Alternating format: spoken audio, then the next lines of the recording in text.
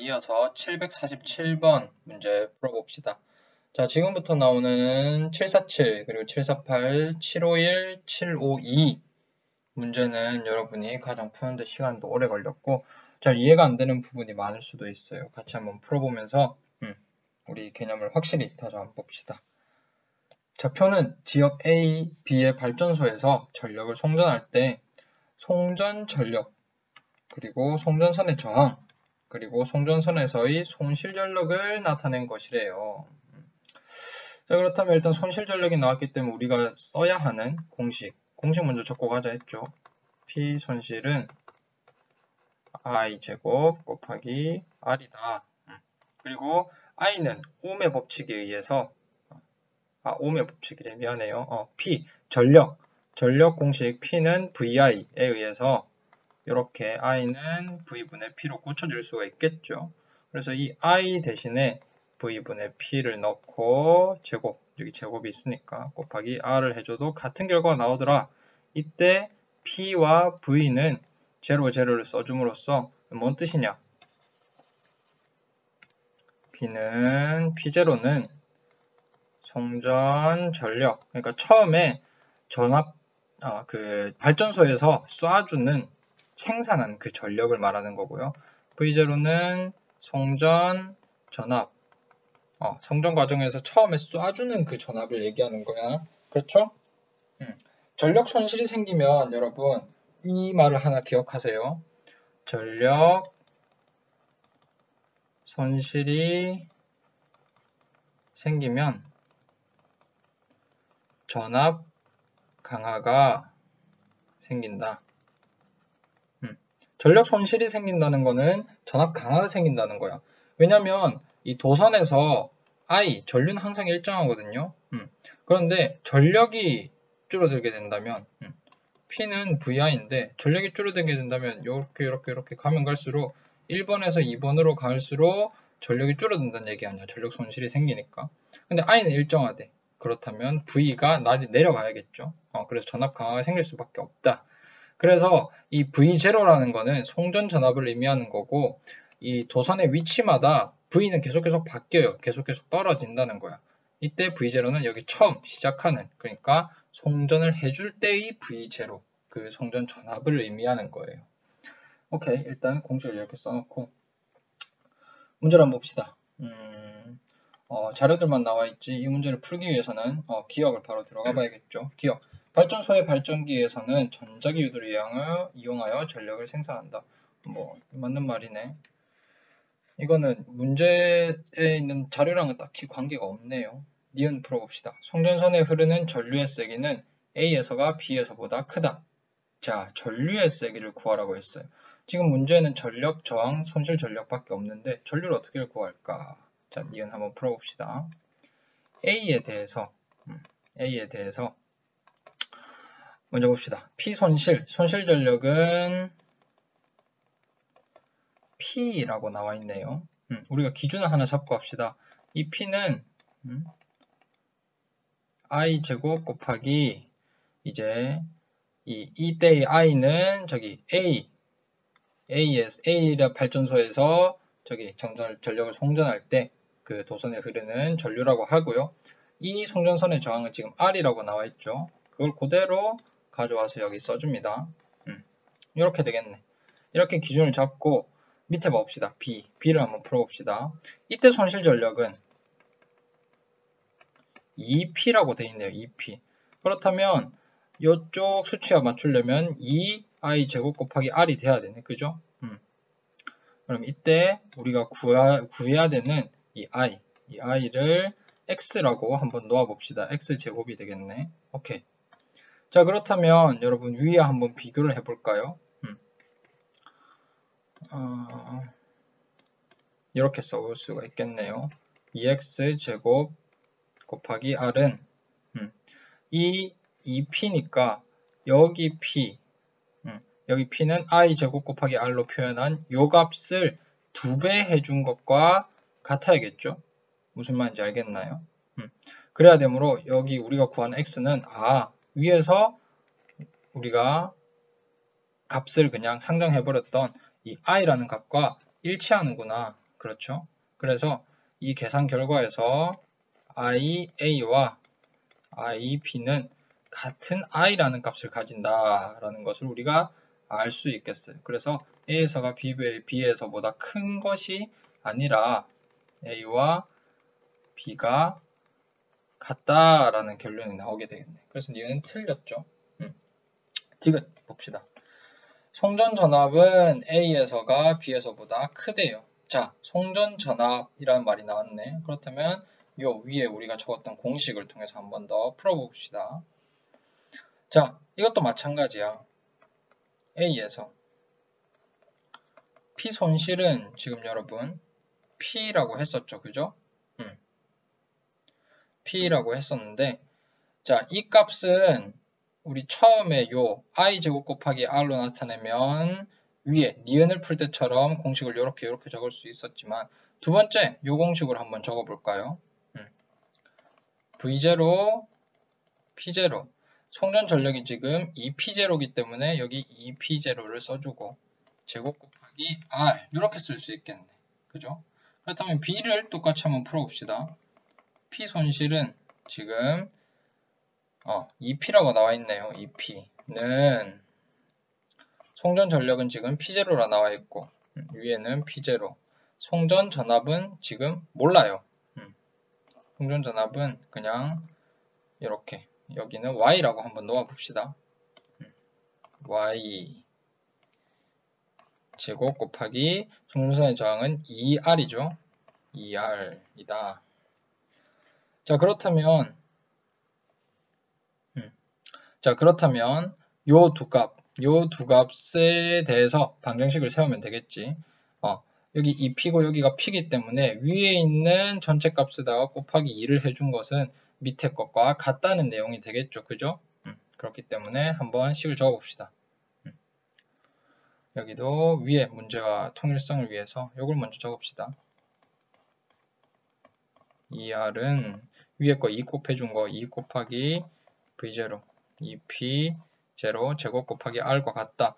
이때 R 같음으로 제껴지고 2 같음으로 제껴지고 P0 같음으로 제껴지고. 자, 그렇다면 결국 이 Y분의 1 제곱은 여기 V0 2 제곱과 같다는 얘기가 되겠네요. 그죠? 요거를 해석을 하면 Y는 2분의 1 V0라는 값이 나오게 되겠네요. 자, 그렇다면 V0 그러니까 그 송전전압 A에서의 송전전압은 V0는 그대로 우리가 그냥 V0라고 얘기를 했었고 VA라고 할게요. A에서 송전전압 B에서의 송전전압 VB는 2분의 1 V0라는 값이 나오기 때문에 A에서가 B에서보다 크다는 결론이 나오게 되겠네요. 그래서 답은 기억과 디귿. 답은 4번. 이렇게. 이 문제 침착하게 우리가 공식을 하나 써놓고 풀어본다면 전혀 어렵지 않게 풀 수 있는 문제였어요. 다음 문제 넘어가 봅시다. 748번. 자, 전력 수송 과정에서 손실 전력을 줄이기 위한 방법으로 옳은 것만을 있는 대로 고른 것은. 자, 일단 손실 전력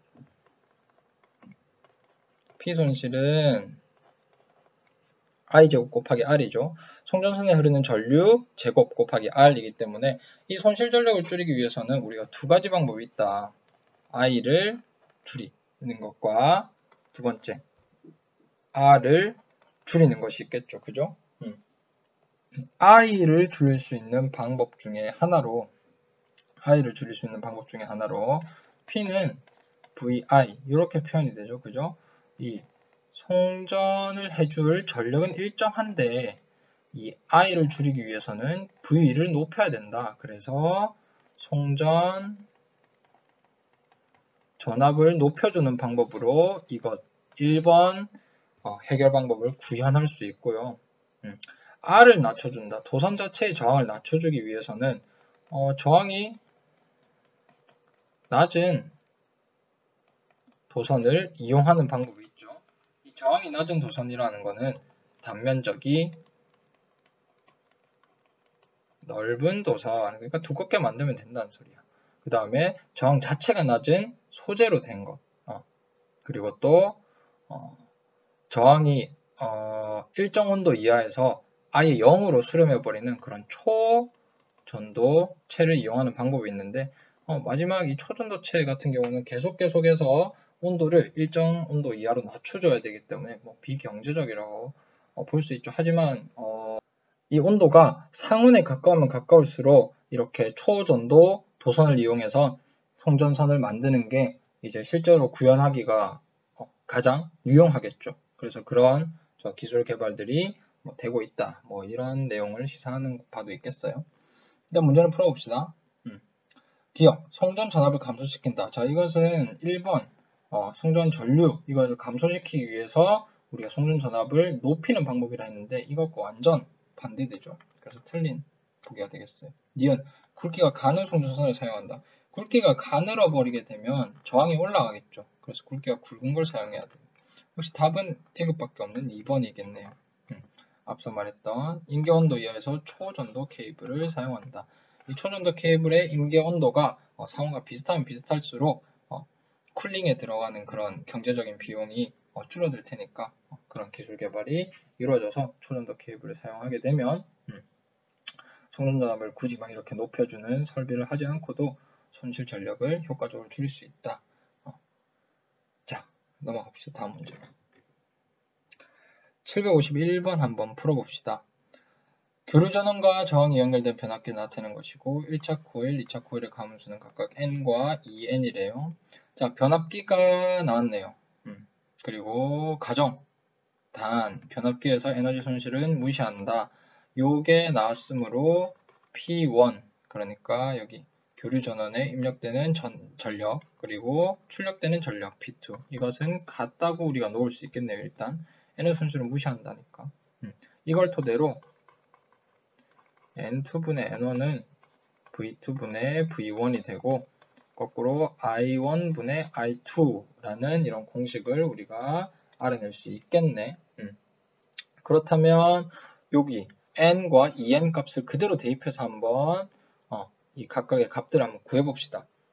요걸 그대로 대입하게 되면 2N분의 N 이거는 2분의 1이죠.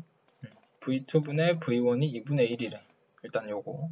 그 다음에 똑같이 2분의 1 I1분의 I2 이렇게도. 그렇다면 이제 V1은 V1이라고 표현한다면 V2는 2V1이라고 할 수 있겠네요. 그죠?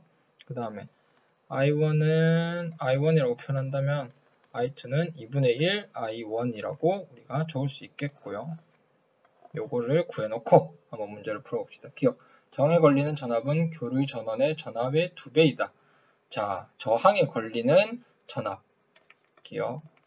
저항에 걸리는 전압이라고 표현한 거는 여기 2차 코일에 지금 유도되는 기전력을 의미하는 거니까요. 그죠? 그래서 출력되는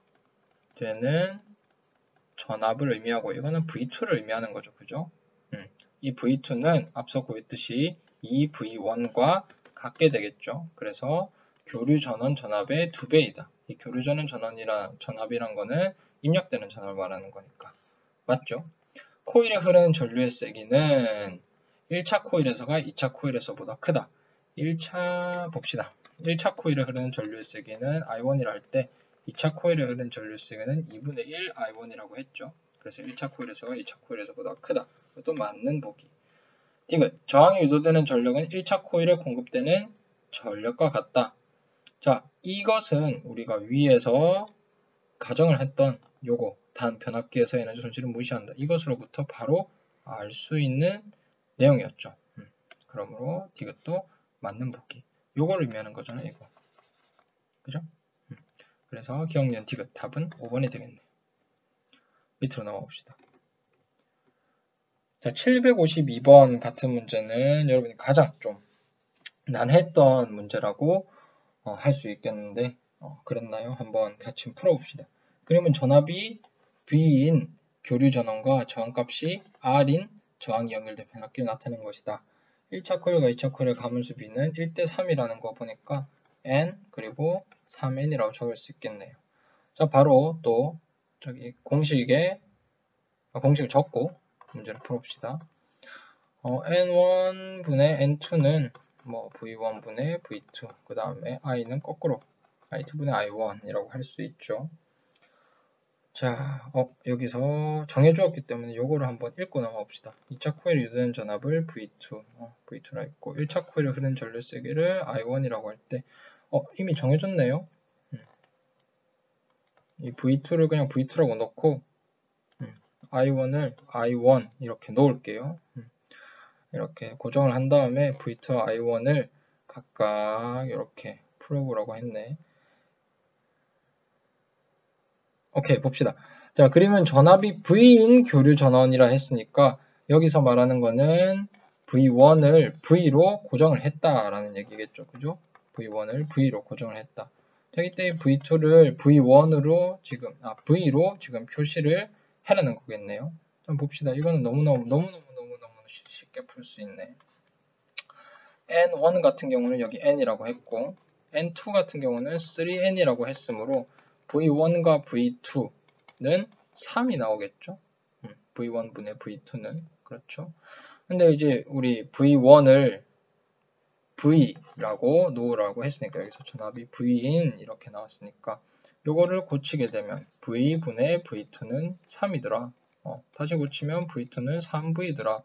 그러니까 여기 형광펜으로 밑줄 치는 3번, 4번, 5번만이 답이 될 수 있겠네. 요것들은 나가리. 자, 그리고 1차 코일에 흐르는 전류의 색이 I1을 지금 구해야 돼요. 자, 이것도 마찬가지로 I2분의 I1은 이것도 내나 3이 되겠지. 근데 I1은 3, I2가 될 것이에요. 자, 그렇다면 이 I2는 지금 여기 2차 코일에 걸리는 전류를 의미하잖아요. 그죠? 2차 코일에 흐르는 전류.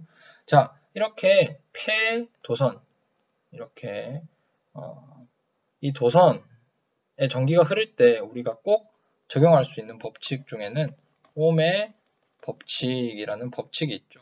요거는 우리가 중학교 때 배웠듯이 V는 I라고 부르는 이런 법칙이에요. 도선에 걸리는 전압은 I, 도선에 흐르는 전류 곱하기 도선의 총 저항이 되더라. 자, 그렇기 때문에 요거를 적용해가지고 요거 이제 위에서 구한 값과 같이 여기 V2는 당연히 I2 곱하기 R이 되겠죠. V2는 우리가 이렇게 3V라고 구해놨었고 3V는 I2는 지금 요걸 조금 고치게 되면 I2는 3분의 1 I1이라고 구할 수 있겠죠. 넣으세요. 3분의 1 I1 곱하기 R. 자, 이거를 정리하게 되면 I1에 대해서 지금 정리를 하면 되겠죠. I1을 구하라 했으니까 I1은 양변에 3을 곱하면 9V 곱하기 R분의 1이 되겠네. 그렇죠. 양변에 R분의 1도 곱해주게 되면 요거를 그렇게 말하지 말고 한번 같이 대입을 해봅시다. 양변에 3을 곱할게요. 3 곱하기 3 곱하기 그러면 요거 날아갈 거고 9V I1 R 양변에 R분의 1을 곱해볼게요. 이렇게 해주면 R분의 9V I1 얘 날아가니까 그죠? 그럼 다시 정리하면 깔끔하게 I1은 R분의 9V가 되더라. I1은 R분의 9V 찾아보면 5번에 정답이 있네요. 이렇게 풀 수 있는 문제라고 할 수 있겠어요. 자, 그래서 747번부터 752번까지 풀었던 내용 다시 한번 곱씹어보면서 공부를 열심히 하길 바래요. 조금만 쉬었다가 다음 문제 갑시다.